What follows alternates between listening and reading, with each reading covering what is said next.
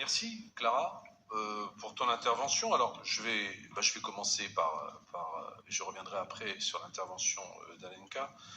Alors Clara, dire qu'en 2002 il ne fallait pas mettre un TMB et mettre un incinérateur, je pense que je ne vais pas être beaucoup plus long sur la réponse, étant donné l'impasse que représente en termes environnementaux et économiques, puisqu'on vient de le dire précédemment, le fait que la flambée des coûts de l'incinération vont être une impasse à la fois économique et environnementale, et le fait surtout, parce que là, pardonnez-moi, mais ça montre une méconnaissance totale du sujet des déchets.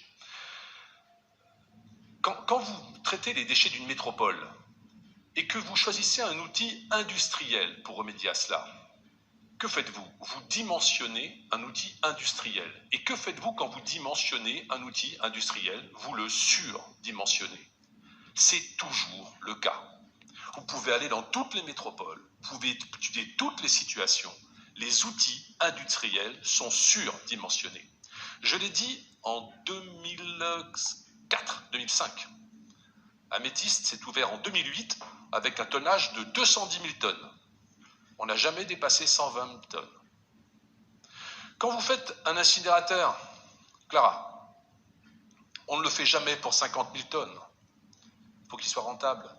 On va le faire pour 100 000 tonnes. Quand on met un incinérateur pour 100 000 tonnes, qu'est-ce qu'on fait? Pardonnez-moi l'expression vulgaire, on flingue toute politique de prévention, toute politique de tri. Et pourquoi? Parce qu'il faut nourrir le monstre.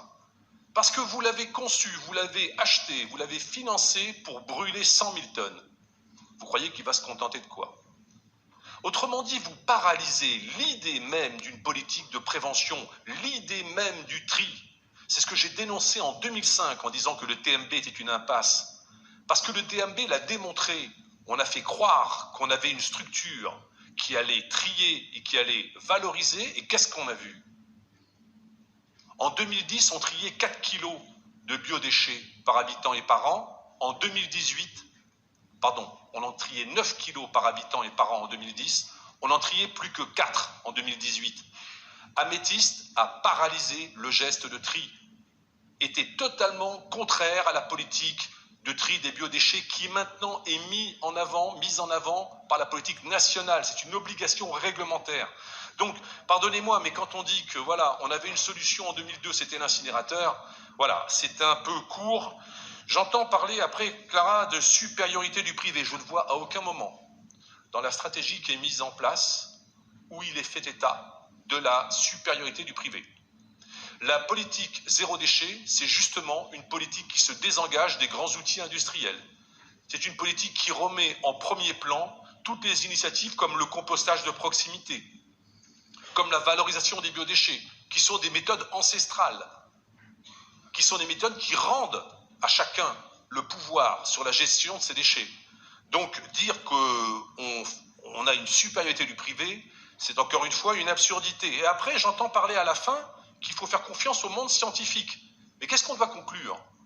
Que veut dire qu'il faut faire confiance au monde scientifique? C'est-à-dire qu'il faut voir les scientifiques des déchets? Il faut leur demander une nouvelle machine miracle pour nous valoriser les produits, les plastiques mélangés, les biodéchets mélangés aux toxiques, pour faire encore un produit qui soit un produit bon pour la décharge et l'incinération? C'est ça l'intérêt scientifique? Est-ce qu'on n'est pas en train de se mordre la queue en revenant sur la solution industrielle du privé et se remettre pieds et poings liés au lobby des déchets? Donc, moi je veux bien qu'on envisage beaucoup de choses comme ça. J'entends parler après de comment culpabiliser les étudiants, comment culpabiliser les habitants. Mais il n'est jamais question de culpabiliser, il est question d'informer. C'est quand même incroyable que quand on pense à informer, à rendre chacun à son rôle civique, on associe ça à une culpabilisation. C'est quand même fabuleux. Je ne vois pas en quoi, en plus, parce que je sais que c'est toujours l'argument, je ne vois pas en quoi des familles modestes seraient dans l'incapacité de comprendre l'intérêt d'un geste de tri. Mais qu'est-ce que ça signifie, ça? Qu'est-ce que ça signifie? Qu'il faut avoir un niveau supérieur d'études pour comprendre la nécessité de trier? Quand j'entends parler aussi que nous allons stigmatiser et faire payer les milieux les plus modestes sur la taxe. Mais le geste de consommation, si on peut admettre, et ça je l'admets bien volontiers avec vous, que les personnes au milieu modeste ont d'autres préoccupations, ça je veux bien l'admettre, que le tri des déchets. Si on me dit ça, je veux bien l'admettre. Mais quand on donnera une compensation sociale et qu'on expliquera qu'avec le tri, on fait baisser la facture, on va comprendre que chacun y gagnera, et particulièrement les milieux plus modestes, et particulièrement dans ces quartiers où justement les déchets sont un préjudice en termes de propreté et de salubrité, parce que quand on ne trie pas ces déchets, on les a sur les voiries, on les a sur les chaussées, on les a en bas des immeubles. Ceux qui sont le plus frappés par ça, ce sont les milieux modestes. Et j'avoue que je réagis assez mal quand on me parle de familles nombreuses, on était 8 chez ma mère, et de familles modestes. Donc, je trouve que ce sont des arguments faciles. Je sais que nous sommes en période électorale et je le pardonne volontiers. Maintenant, pour ce qui est de l'éco-conception et de la consommation, bien évidemment, la meilleure façon de responsabiliser les producteurs, je vais vous le dire, quand vous poussez une politique, une stratégie zéro déchet jusqu'au bout, comme l'ont fait Rossano, Ercolini, en Italie, vous vous apercevez qu'à la fin, il vous reste quasiment plus rien dans le bac gris.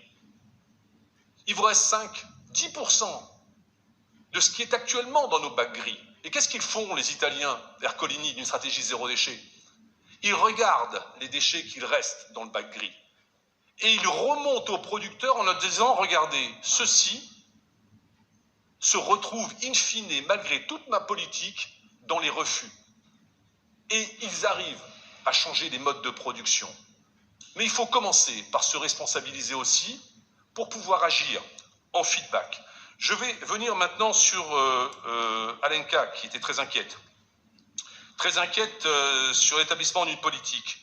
Il est bien évident, et je l'ai dit dans mon préambule, qu'il est indispensable de phaser, de mettre des échéanciers et des priorités. Nous n'allons pas décliner les 100 mesures de front, toutes au même niveau. Nous avons des priorités. Elles sont clairement définies. Nous allons mettre des budgets, et il est vrai, Alenka, qu'il faut des moyens humains pour les mettre en place. Il est vrai. Il est vrai qu'il faut une mobilisation générale depuis les élus, les maires, les adjoints, les conseillers municipaux, les associations et les citoyens. C'est à ces deux conditions, les moyens humains et la responsabilisation de chacun, que nous y arriverons. Mais, pardon Alenka, quand j'entends que la solution ce serait la récupération de chaleur en local, c'est là que je m'aperçois que celui qui devait faire le programme des déchets, Alenka, votre programme des déchets, c'était moi. Et visiblement, vous ne m'avez pas remplacé. Parce que je ne sais pas qui vous a mis cette idée en tête, que la solution des chaufferies CSR était une option. Que la récupération de chaleur en proximité était écologique. Sous prétexte d'éviter un transport. Est-ce que vous ne pensez pas, Alenka, que si nous mutualisons les outils déjà de production en locaux, nous avons un incinérateur à 7, un incinérateur à Lunel, qui brûle essentiellement de l'eau, des matières organiques. Si ceux-là se mettent au tri des biodéchets, si ceux-là nous donnent leurs biodéchets pour les méthaniser dans un méthiste que nous allons réformer, ils vont arrêter de brûler de l'eau. Et nous pourrons peut-être, je l'espère, leur donner nos déchets que nous n'aurons pas encore triés et incinérables, à incinérer en proximité, c'est-à-dire à Sète ou à Lunel, et non pas à Perpignan. Mais attention, attention Alenka, si on fait une chaufferie CSR, elle aura un tonnage minimum. Et je reviens à ce que j'ai dit tout à l'heure sur le surdimensionnement. Si on fait une usine CSR pour chauffer des plastiques qui paraît tellement belle, on va mettre un tonnage de 40 000 tonnes. Je le dis déjà, ça n'ira pas au-dessus. Parce que les normes de rejet dans l'atmosphère ne le permettront pas en termes de pénalité. Et j'attire le fait que la filière CSR, comme je l'ai affirmé en 2005 sur la filière TMB compost, sera un échec économique et environnemental. Alors j'ai annoncé en 2005 pour Améthyste, tous les faits ont donné raison, 2 rapports de la Cour des comptes dessus et la politique nationale par-dessus. Maintenant je vous annonce, et vous pouvez en prendre acte, que la filière CSR sera un échec économique et environnemental dans lequel je ne veux pas engager la métropole de Montpellier. Brûler les plastiques à 40 000 tonnes, Alenka, ça veut dire refuser de baisser les plastiques. Il ne faut pas oublier qu'à partir du moment où on crée un outil pour cela, il dissuade la politique en amont. Alors je sais bien qu'au fond on se dit qu'il y a du pragmatisme à avoir. Je sais bien qu'au fond on sait qu'on ne va pas là, dans 4 ans, tout régler.